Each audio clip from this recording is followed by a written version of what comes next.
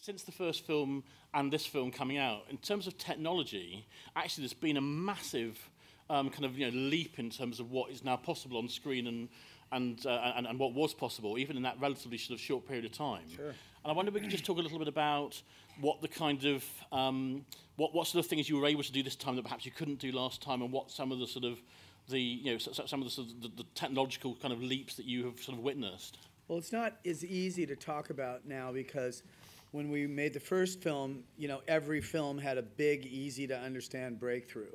It was like Monsters, Inc. We can do blue fur, everybody, it's blue fur for the first time in screens anywhere, blue fur. And then it became, underwater lighting, and now it's a bunch of subtle things, but cumulatively they mean a lot. But there was one Pixar film between Incredibles and Ratatouille, that short a period of time. And by the time I was on Ratatouille, the human rigs were so much better than they were when we did them. When we did the first film, every single thing that we needed to do was really hard for CG animation to do. And CG was lousy at humans, it was lousy at hair, it was lousy at cloth, it was lousy at water and fire, etc. And so we were always on the edge of failing on the first film. And you've been there forever, so you know.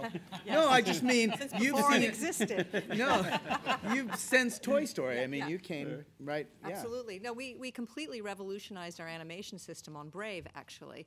Wouldn't have been able to do Merida's hair the way it was done if we hadn't done that. Yeah. And that has allowed us then on this film to animate Violet's hair dramatically, more easily than we did on the first film. I worked on the hair and the cloth on the first film, and it was like a research and development project every step of the way. Okay, can her hair move a little bit? Can she put it, over her ear? Can she get it wet? I mean, getting it wet, and the whole team went, "Oh, I quit. That's impossible." And and now you can do anything. She's blow drying her hair. Yeah, we're just showing off now. Yeah, it's just extravagant. But as you say, sometimes it's those small kind of subtleties often that actually cause the biggest kind of challenge, I suppose. Yeah. I mean, cloth or material or some things we just take for granted. It sells it, actually. I mean, you Makes it believable. Yeah. Right, you recognize those little details unconsciously, so it puts you at ease in the world. But but the biggest change in 14 years is really the people that worked on the first film and have been at Pixar for a while are 14 years better at their jobs. They're just, and we've got this influx of new young talent. A lot of whom saw the first Incredibles in theaters as kids, and they're now able to work on the new one, and they're great. So that's, we wouldn't have been able to make the film as fast as we did without the level of artistry and competence, frankly, that the people at Pixar could deliver for us. And making it quickly was the big challenge. And in terms of, I mean, obviously, one of the things that we know from Pixar, and having done some of these events, luckily we've had the opportunity to do a number of events with you, it's the fact that the story is so kind of paramount. Before you do anything, almost it's like about getting the story right. That part doesn't get any easier. No matter how good the technology gets, that part is always hard. And also the fact that, as in the sort of the real tradition of kind of like the early Disney films and Looney Tunes and all the stuff, actually what you're doing is you're not writing for kids, you're writing for a general audience, aren't you? And that's obviously really important, us. for everybody Writing who's for here. us, And in fact, if you look at this audience, there's a lot of kids here, but there are a lot of adults as well who are just fans, We still allow kids into the screenings. It's okay. We don't exclude children. It's not just for adults. They have to bring lots of adults, though. That's right. And but in terms of when you're writing it, I mean, are there certain things you have to be conscious of because of ratings and so forth, or at the first draft you're just going for everything? I just write it for what I would want to see. I mean, I don't go, here's time for gratuitous sex scenes. Luckily, but I mean, it's just not in the tone of it. So I don't ever feel, I'm starting to inch toward Final Cut in terms of legally and in scripts that I get a version of Final Cut. It's not quite real Final Cut yet, but it's close. But I've never had it, and I've never really made movies that aren't the way that I would want to make them. In other words, I've sort of gotten to make the movies I want to make without having Final Cut, because people don't seem to have a problem with the kind of movie that I want to make. So I'm lucky. And I guess the other big change in terms of the landscape between the first film and this is the fact that now there are a massive number of superhero films and TV shows and comic books. In terms of almost every power seems to have now been kind of conceived. I mean, in terms of thinking of the plotting and the new characters you brought in, I mean, that must have presented some challenges. Well, mainly it was the challenge of trying to stay enthusiastic because, you know, these films take some time. Even when we do them fairly quickly, they still take years. And you look around and you say, man, there are way too many superhero films. I don't want to show up 2 years from now, you like when everyone's sick of it and go, fresh superheroes, anyone? You know, you just don't, you know. But that lasted maybe about an hour, and then I remembered the reason that I enjoyed doing the first film was not to do a superhero film, but to do a film about a family, and then the superhero aspect is just seasoning on it. It's not primarily a superhero film. It's primarily a film about a family and then through the lenses of superheroes. And having gone away and made a few kind of big live action films, was there anything that you kind of learned from directing those films that you kind of have brought back in directing this back again, like directing animation again? I mean, just really from the experience of making a film. I've made, you know, a few more since my, but not really. No, I mean, it's still, you're still speaking the language of film. You're still using camera angles and trying to get people to relate to characters and use color and sound and music. And John, though, has a perspective. Yeah, I think we're a bit faster off the dime for cutting things. You know, it's the one thing about live action. When it doesn't work. When it doesn't work, it's like, you know, I think we had a tendency to explore things a little longer because you can do that a bit in animation. And when you're shooting, you got to get it on the day. And if it's not working, you got to figure it out on the day. Because money's just going like this on a live action film. You know? And it goes like this in animation. It goes, but it goes longer. It's over a lot longer. Right? It's all the same money. Larger amounts of money. But it just comes at you a little slower.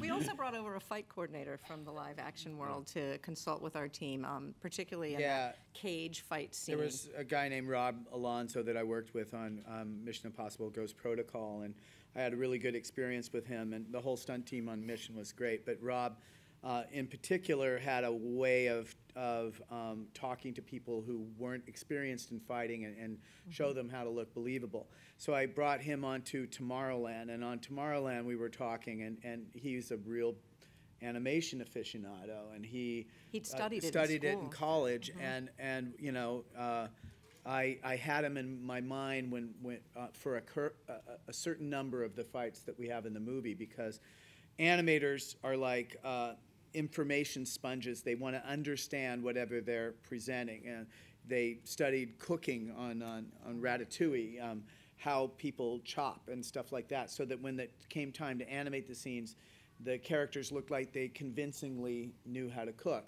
And by the same token, we wanted the fight scenes to be legitimate. And so, for instance, the scene in the room with the screenslaver where she fights, the job was, how do you fight when you can't use your eyes? And Rob immediately said, well, you go to a corner. And everybody's like, why a corner? And he says, because you limit the directions you can be attacked from. You know, and so Helen immediately moves up to the corner of the room. I mean, the actual physical corner off the ground, so that she's above everything and has limited, everything has to happen in front of her. So if there's some legitimacy to this fight scene, it's largely because we you know, tried to understand good fighting technique. And the animators and the storyboard artists drank it up, you know. You know, it's a funny thing is Rob is the most lovely person. I can't imagine him having a fight with anybody ever. And the same with our animators. So, you know, they were putting something together that they had no personal expertise with, I think. But I wouldn't want to mess with Rob. No, I wouldn't either. No, Yeah. no. Yeah. He really knows what he's doing. Yeah. And the film originally was due to have been released in another year from now, Oh, yeah. which obviously, That would make sense.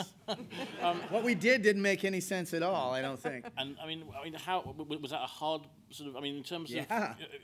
when they came to you, said, "Can you sort of swap it out?" I mean, what? Sop it Well, out? so swap it out. out. Swap Swap it Toy out. Story 4 with Thought this. Slop it out? Or? Yeah. Because that's what we did. No. I mean, I guess on one hand, you could argue that by having a year less, that definitely focuses the mind. It and does you just focus the know. mind, But yes. on the other hand, obviously, there's a lot of stuff, presumably, that you lose during that process. Well, you lose the time to stroke your chin about an idea. If it doesn't work and it doesn't serve the story that you want to tell, there's no way to kind of coerce it into working. You just have to go dead. And I wrote about, 2.5 other scripts. I mean, if you were to lump all the scenes together, there's probably the number of pages is probably 2.5 other Incredibles movies. And they had lots of characters that I really liked and ideas that I loved exploring and a lot of cool things. But they had to immediately serve the primary story, which was the swap between Bob and Helen on the job, and then the unexploded landmine of Jack Jack left over from the first film. So those two things, any movie that I wanted to do had those things in it, and the other stuff had to serve that.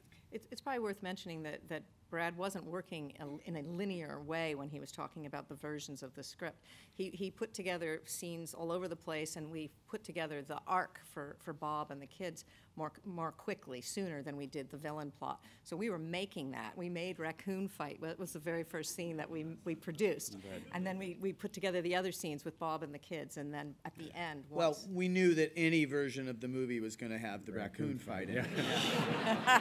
And for a while, that might be the only thing the movie had. Yeah. But it was good, and we thought that's probably worth $10, almost. And the other thing, obviously, that's a really crucial part of this is the voice casting.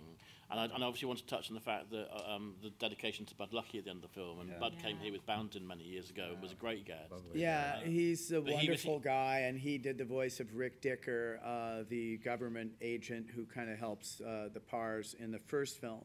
And he unfortunately had a stroke before we recorded for this film, and he rehabbed, but he didn't quite have the same ability to sound the way he did before, and we couldn't use him, and he's since left us. So for a while, I was trying desperately to find a sound-alike, which would sound like Bud, and we went through and listened to a lot of people, and they never sounded like Bud. And so finally we thought, well, that's the wrong approach. What we should do is imagine that we didn't have Bud and we are just casting, and who would be great. And we came upon Jonathan Banks, who we loved from Breaking Bad and Better Call Saul. And he's perfect. Isn't yeah, and he's really great. He's an absolutely legitimate Rick Dicker, but he's got a little more edge to him than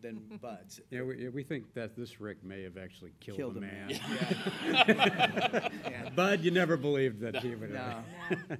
And there are certain things that we kind of come to sort of know and expect from Pixar films in terms of references to like A113 and Pixar, so Pizza Planet and various kind of like Easter eggs. I mean, I don't think anybody could have not seen A113, but is the other stuff all in there? You're thinking there's only one. Okay, well, I'm sure. Okay, well, there's only one that I saw, but He went for it. Okay, yeah, it's only that one. So I take it there's quite a lot in there. There's a lot, and some of them are kind of right out in front. I think my love for Johnny Quest is not well hidden. But there's a lot of goodies in the film, and there's like a triple meta one at the end with Dementia 113. It's not only there's an A113 in there, but there is also Dementia 13 was Coppola's first movie, and I'm a huge Coppola fan, and there's a tribute to Dementia 13 in American Graffiti, which is another one of my favorite films. So it's like a triple tribute thing. Yeah, it's a tribute, and it's the turducken of tributes.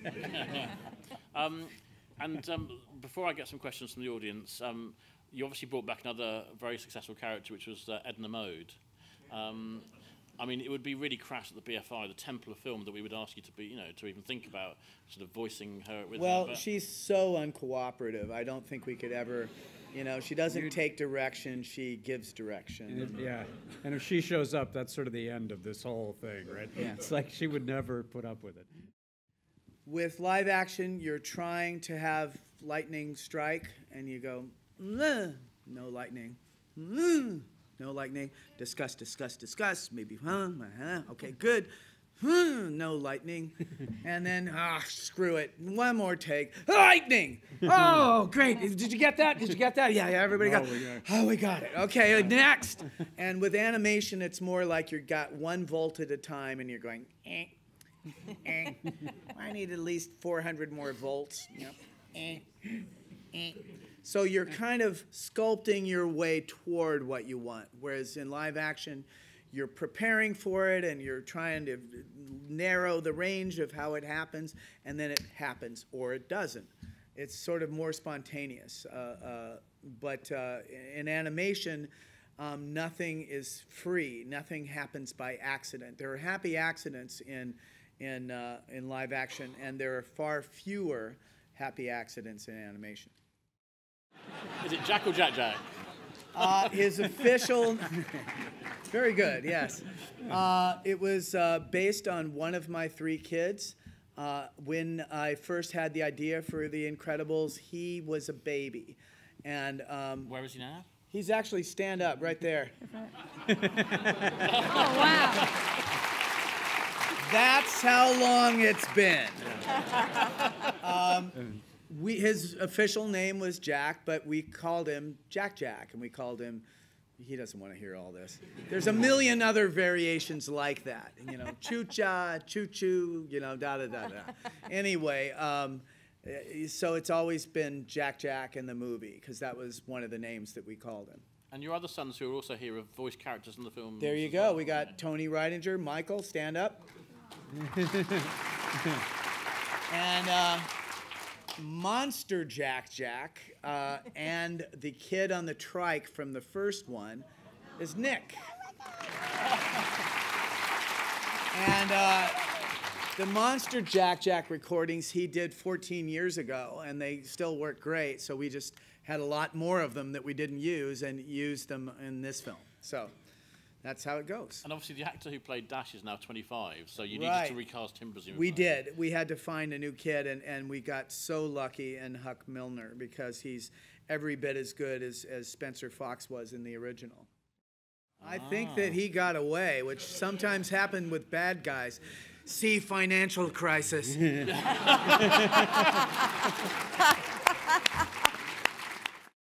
Oh, man. You're so far ahead of Hollywood. Yeah, we got some people you need to talk to. Yeah. You know, I think that that implied a whole history and universe that was really interesting, and we never got to explore it. The film that we made was more of a road film. I think that many audiences expected it to take place entirely in Tomorrowland, and then were disappointed when it didn't. So, you know, you never know. Tron was not a success on its original release, and then they wound up making another one years later. So if it slowly gets more popular and when on video, who knows? Yeah, but we're with you. We love Tomorrowland, too. Yay. That's an excellent question. Yes. Did the pizza delivery guy ever get out of jail? We had discussions about that. Yeah, we were worried about we that. did. I think that he just may have come up with the opening for the next movie. That's right. Like I was innocent. I just was a pizza guy. So we have it confirmed there's a 3rd movie doing it? No. I mean, I guess that's... After Tomorrowland 2, right? Yeah. I mean, I guess that's the thing, isn't it? You spend your whole time between film 1 and 2, everybody saying, when's going to be a 2? And you literally present people the 2, and they're always going, And they go, when's the 3? okay, When's this is the next one. That is all the time we've got. The film, as I say, is doing great business already in the States. It's going to be released here in about 3.5 weeks. Thank you so much for being here. And a big, big thanks to Disney thank you in the UK. guys. Thank you. And Pixar.